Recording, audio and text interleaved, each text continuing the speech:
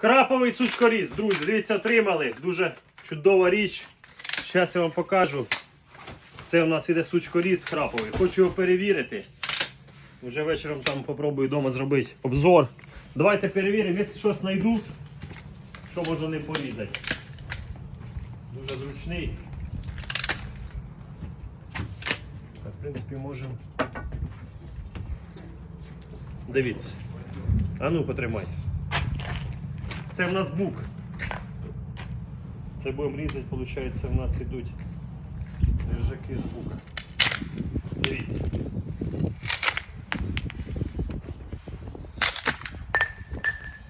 Це воно сухе, представте, як воно буде. Як по маслу. Мені навіть подобається різати. Це в нас храповий, він роздвижний.